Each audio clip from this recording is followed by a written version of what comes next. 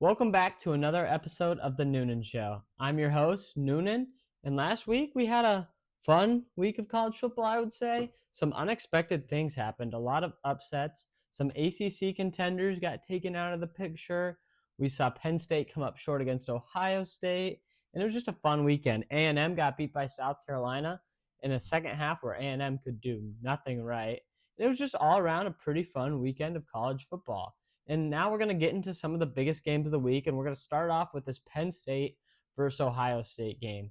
This game was a game played in Happy Valley. Everyone was thinking this is James Franklin's time. This is Penn State's time to get Ohio State, and well, they had their chance. At the end of the first half, Penn State literally had the ball at the 5-yard line, and they threw an interception. So they went to the half not getting any points on that trip. And then at the end of the game, they had like first and goal from the 5, and they couldn't punch it in there. So it wasn't like Penn State was super outmatched. They just couldn't capitalize on opportunities, and that's been the case for the last 5 years with James Franklin at Penn State. So it's kind of concerning if you're a Penn State fan, and you don't really know like where this program is going to go. They beat the teams they're supposed to, and then they lose to the elite teams. I mean, as a Penn State fan, it's got to be frustrating year in and year out just not winning these big games. Now, on the other hand, Ohio State, wow, your defense played really good. Ryan Day had this team ready to go defensively. They looked amazing.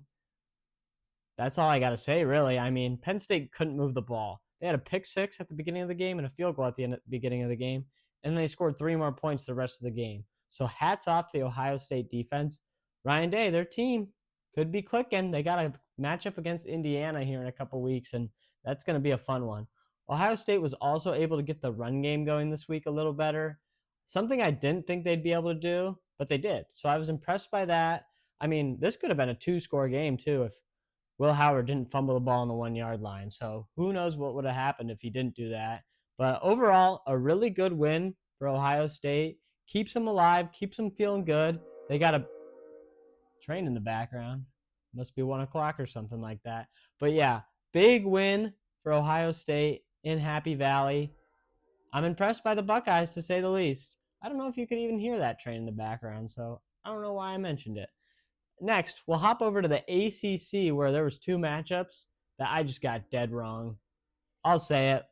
I'll wear a clown nose on my face if you want me to, because I am a clown after my predictions. So first, we're going to talk about this Clemson-Louisville game. I mean, Clemson, you were clicking. You were winning games. But I guess it was against inferior competition, and we found that out. Clemson got gashed by Louisville. Louisville had so many explosive runs, it was insane. And Clemson couldn't kick a field goal. They had a field goal blocked, and then they got in the red zone and had another field goal blocked. So Dabo Swinney and his special teams did not come out to play, and that was kind of surprising. And something else I want to talk about is Jeff Brom. Every year, this dude seems to pull off one just upset, and it's not even really a good game. I mean, at Purdue, he smacked Ohio State. Last year, they beat up on Notre Dame at home. And then this year, they went into Clemson, and they got a good win. I was very impressed with this Louisville team. Tyler Shuck did what he needed to do. The explosive receivers for Louisville played good, and their 2-headed running back combo played amazing. And it was shocking to me. I really thought Clemson was peaking.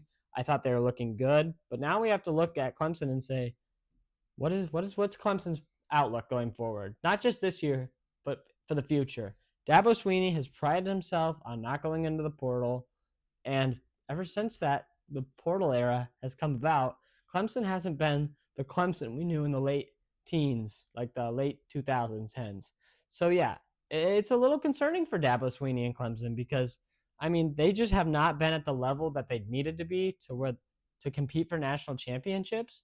And it's going to be interesting to see if Dabo changes his approach. I don't think he will. He said that he won't, but he might have to, or I don't want to say he should be fired. I don't think Dabo should ever be fired. He won 2 national championships at Clemson, a program that wasn't really anything before he got there. But the Clemson fans are uneasy, and I think they really want him to get in the portal, and I don't think he will. So it's going to be interesting to see what Clemson does, not just this year, but like, let's say 5 years out. So yeah, we'll stay in the ACC, where we're going to talk about SMU looking like a team poised to make an ACC championship run. I said Pitt would cover if Eli Holston played. He played. It didn't matter. SMU dominated this game. They look good. Kevin Jennings is a great quarterback. And this is a good team. Their only loss is, I think, ninth-ranked BYU. And at the time, that wasn't a great loss, but now that's looking like a great loss. And the Ponies are kind of in control of their own destiny the rest of the way. If they win their games, they'll get a bye in the playoff. If they lose another one, it's going to be tough for them to sneak in, but watch out for the Ponies. They're looking good. They're playing good. And I think the vibe around that program is just excitement. I saw Bryson DeChambeau in the student section, Harry Higgs. That's awesome. A good friend of the program was at that game, and he said the vibe is kind of switching around SMU. So watch out for the Ponies in the future. But yeah, it was those ACC games. I could not have been more dead wrong. Bad week for the Noonan Show. We went 2-4 predicting games. Just not our best stuff. Not our best stuff. We did have the Hawks, and they looked amazing here at Kinnick, but the Hawks are really good at home. So yeah. Now we're gonna hop over to the SEC, where Texas A&M got kind of stunned on the road against South Carolina.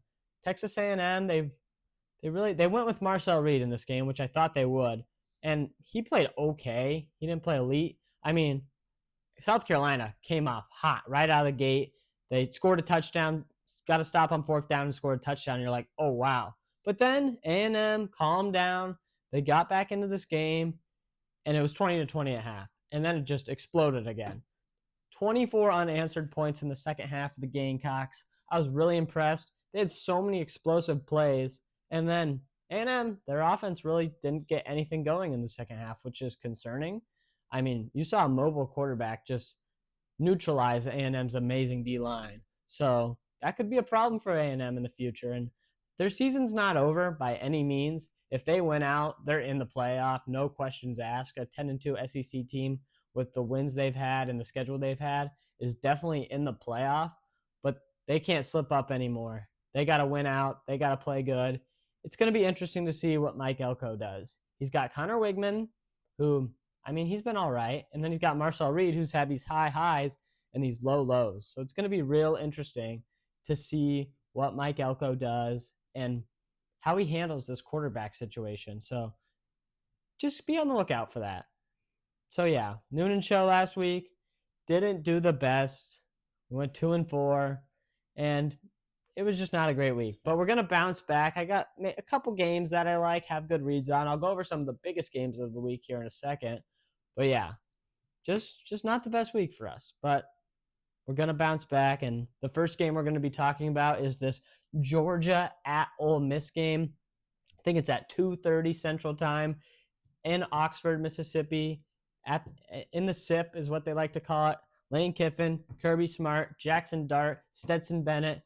It's going to be a good game, a lot of people think. I, on the other hand, do not think this is going to be a good game. This is a Kirby Smart special. He's going to roll in there. He's got his team as like the underdogs. No one believes in us. I don't know how he's pushing that narrative since they've won 2 out of the last 3 national championships, but he has. And Georgia, they're scary, man. When they are playing at their peak and Carson Beck is playing smart football, not turning the ball over. I mean, you watched them in the second half against Bama. They looked amazing. And then you saw what they did to Texas a couple weeks ago. They looked amazing.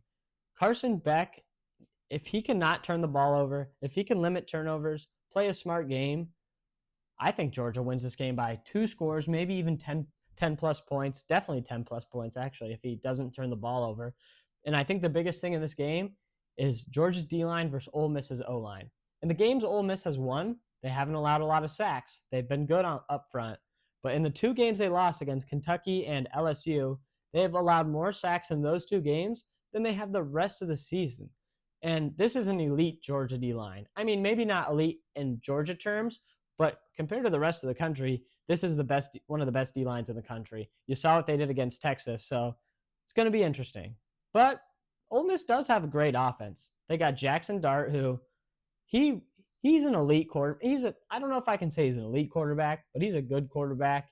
He has his moments. They've put up big numbers against a lot of good teams, or not good teams, but inferior opponents. And then they've kind of struggled in these big games. Against LSU, they had like 26 or 29. And then Kentucky kind of slowed them down a little. But yeah, I just don't like the matchup for Ole Miss. You saw it last year. Georgia absolutely boat raced them. They did have Brock Bowers, who had an amazing game then. But I think it's more of the same. I don't think home field advantage will really matter that much. I think Georgia's just going to suck the life out of them with their ground game, their D-line, their pass rush. It's just going to be too much for Ole Miss to handle. That's why I'm taking the dogs -2.5. I'm also taking the dogs -9.5.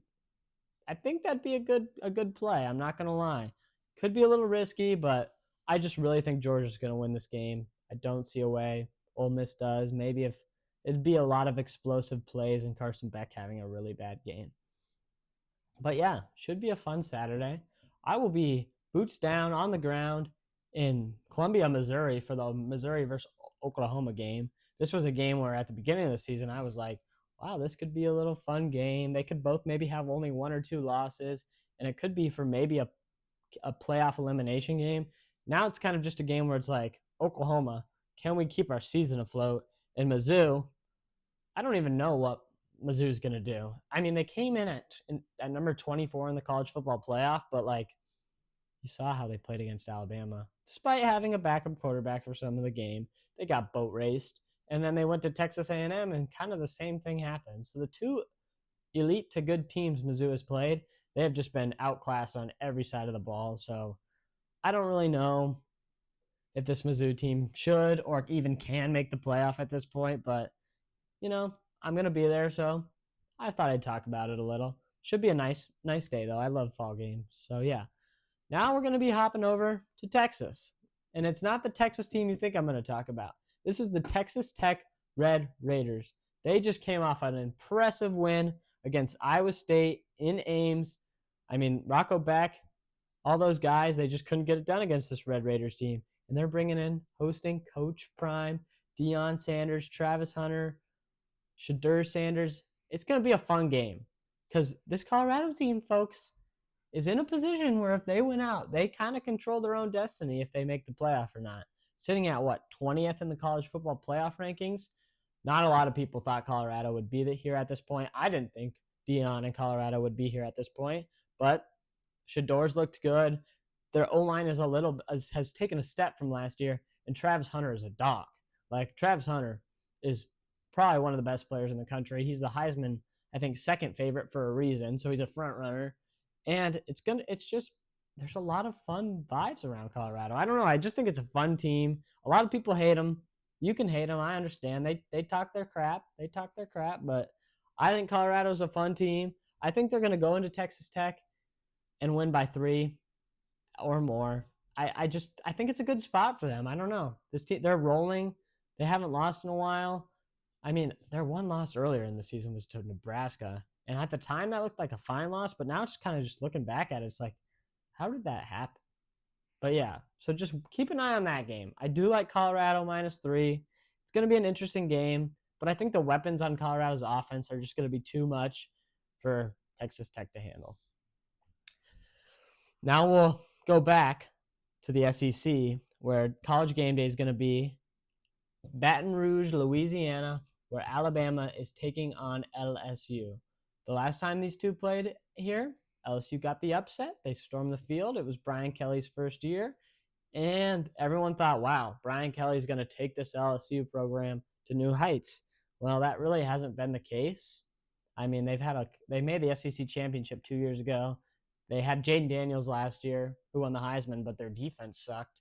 And then this year, they've had 2 kind of bad losses. I mean, A&M's a good team, but the way they lost that game was kind of bad, kind of embarrassing, and they just have a sour taste in their mouth, so they really need this game. But yeah, under the lights, Death Valley, basically a playoff elimination game. Alabama's sitting at number 11, but if they drop another game, there's no world. I don't think they should be in the playoff at all. I don't think they deserve it. They have a bad loss to Vanderbilt, who has been floating around being ranked, but I just still don't think it's a good loss. If you're Alabama, you got to beat Vanderbilt. They also lost to Tennessee at Tennessee, so if they lost this other game to LSU, it'd be over. But I don't think they will. I think I trust Jalen Milroe more than I trust Garrett Nussmeier, and I think that's going to be the biggest part of this game is Jalen Milroe's dual threat ability. He's got some good wide receivers in Ryan Williams. He has a good running back pair with Jam Miller and Haynes. I just think it's not a Nick Saban Alabama team. As we can see, they already have 2 losses, and it's the first week in November. But it's still Alabama. They still have a lot of talent. I think they're able to go on the road and win this game. They need to. And then on the other hand, I don't think LSU will win this game. And if they don't win this game, what does that look like for LSU? I mean, another kind of disappointing season with at least 3 losses. And Brian Kelly really hasn't taken this program to the next step that a lot of people thought he did when he left Notre Dame. So it's just going to be something to keep an eye on. I don't really know. I just don't know. I'm going to have to go. I'm going to roll with Alabama. I think they're the better team. I think they're the more fun team. I think Milroe can make plays that Garrett Nussmeier can't. That's why I'm rolling with the Tide in this one. Another game I want to talk about just briefly is this Miami-Georgia Tech game. Miami and Cam Ward, their offense is just electric. Last weekend, I'm watching this game. It's like 28-17. And then I come back to it an hour later, and Miami's up like 51-28. They'd scored like 35 unanswered. So this Miami team, their defense is very susceptible, but they have probably the best offense in the country. Cam Ward is probably the best quarterback in the country. So I'm not too worried about it, but Georgia Tech, they're 5-4. They've had some good wins. They've competed with some teams people didn't think they'd compete with. Haynes King's pretty good. I don't know if he's actually playing this week, but if Haynes King does play, just watch out for the Hurricanes to maybe struggle on the road. It's probably going to be a close game at halftime, and then they do what they always do and just blow it open in the second half. But keep an eye on that game. I think it could be fun. It's at Georgia Tech, so just watch out for it. Then another game I want to talk about is the Iowa Hawkeyes. I'm a student here at the University of Iowa, as many of you know. And this Iowa offense is kind of rolling. Tim Lester's got the boys playing good. Brendan Sullivan, he hasn't been like a great quarterback, but he just adds a new threat to the run game with Caleb Johnson, who, don't tell anyone I said this, but Caleb Johnson has a case for the best running back in the country. I know Ashton Jeanty has been amazing, but Caleb Johnson is, if Ashton Jeanty's here, Caleb Johnson is like right here. Caleb Johnson has been a beast. I don't think he's getting the love he deserves because of Jeanty. So just watch out for this Iowa running game. I like them -6 against UCLA on the road at the Rose Bowl on a Friday night, which is very interesting. But I do like the Hawks in that one. And I took the Hawks last week, and they came through for me. So I'm going to trust them to do it again this week and get a win against UCLA. So, yeah, we have last week, not a good week for me. This week, I only made about 4 picks or so. But we're going to try to bounce back. I don't know if we will. We hope to. But now I kind of just want to talk about the college football playoff rankings. I got them pulled up over here. And I just want to kind of talk about them, read them off to you, tell them what I think. So the top 10 is pretty similar to the AP poll. I think the only thing that's different is Ohio State is number 2 and Georgia is number 3. And I was very curious to see where the committee would put teams like Indiana and BYU, who are undefeated, compared to teams like Texas, Penn State, and Tennessee. And I was pretty disappointed to see BYU and Indiana below these teams, especially BYU. They have some really good wins. They dominated Kansas State, and they beat SMU earlier in the year. Those are 2 ranked wins, and they're number 9 in the country. I mean, if you switch the logos on the helmets from the Ohio State Buckeye or the Texas Longhorn or the Crimson Alabama and put it on BYU or Indiana, they'd both definitely be top 5 teams and sitting ahead of the Penn State, Tennessee, and Texas group, I think, personally. But, whatever. It'll all work its way out. So I'm not too worried about it, but it's just something to keep an eye on. Another thing to keep an eye on is Boise State comes in at number 12. They're the 5th highest conference champion right now, if like things played out how they're looking to play out. And I think that's interesting to note because they're only 3 spots behind BYU. Only 3 spots. So you're telling me if Boise State wins out and BYU loses a game, Boise State is going to get the bye if that happens. And I think that's a good possibility because if Iowa State or Kansas State wins the Big 12, I mean, I don't think they have what it takes to jump Boise State. So I think Boise State is going to get a bye. If I had to predict it right now, I think they're going to get a bye, and that is not a team I would want to play. Boise State has a good quarterback in Maddox Madsen. They have Ashton Jeanty. Their defense is playing good. Boise State is a sneaky good team that I think could even win a couple playoff games, and who knows? How fun would that be if they won the national championship? That would be crazy. That would be nuts. Another thing I want to take a look at is just this like pool of SEC teams with 2 losses. It's kind of just showing us that a SEC 2 or 3 loss team will make the playoff. I mean, we got Bama at 11, A&M at 14, LSU at 15, and Ole Miss at 16. So it's just this big grouping of SEC teams. I mean, a lot of it will play itself out this weekend. Alabama plays LSU, and then Ole Miss plays Georgia. So it's interesting to see what the committee's doing with these 2 loss SEC teams compared to like a 2 loss, I don't know, ACC or like a Clemson. They're 23rd in the country. They did get boat raced by Georgia at the beginning of the season, but who knows? Another thing to point out is Army 8-0. I don't think they've trailed a second in a game, or maybe they did trail earlier because they had a close game because their quarterback Daly was hurt. But Army coming in at 25th. Army at 8-0 or Missouri at 6-2. I don't like that. I think Army should be almost at like 21. But hey, if they beat Notre Dame, they'll probably make the playoff. But I don't think they're going to beat Notre Dame, so it probably won't matter. We could set up for a fun little Army-Navy game where Navy has 9 or 10 wins and Army has 11. That would be exciting. I went to that game last year, and it's just a spectacle.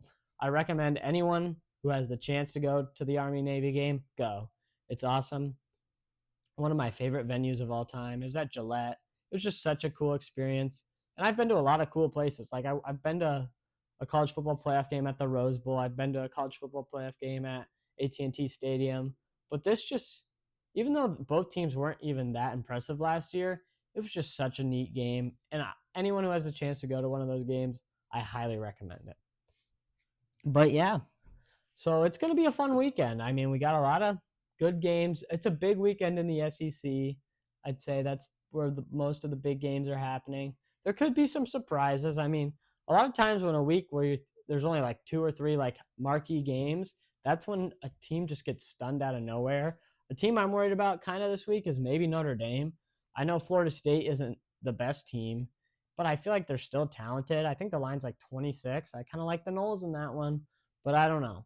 Because Notre Dame, they play down to their opponent like we saw against NIU. So watch out for the Irish-Florida State game. That could be a sneaky close game. And just the Miami-Georgia Tech game, watch out for that. And I think Penn State plays Washington. You never know. Penn State just had a pretty disappointing game, so they got to travel, I think, across the country to play Washington. I don't know where that game is, actually. Let me make sure of that. And no, Washington will be coming to Penn State, so never mind. Maybe I'm not that worried about that. But yeah, should be a fun weekend. I mean, every Saturday we get is fun. And I'll be joining you guys. I'll be coming back to you guys next Thursday. It's actually probably going to be Friday this week, but yeah. So my biggest picks of the week are Georgia to dominate Ole Miss. This is my most confident pick I've ever had on the Noonan Show. I really just trust this Georgia team a lot. Another pick I like is Alabama. Probably not going to work out for me too good. I'm picking road SEC teams, but that's what I'm going to do. I'm leaning towards Georgia. I'm leaning towards Alabama. I like Colorado against Texas Tech. And yeah, those are my 3. I like the Hawks too. The Hawks I really like. But yeah, it should be a fun weekend. I mean, every weekend we get of college football, we just got to cherish it and enjoy it. So yeah, I will see you guys next week. Again, my biggest picks of the week are Georgia against Ole Miss. I'm taking the Dogs. LSU versus Alabama in Death Valley at night. I'm going with the Tide -2.5.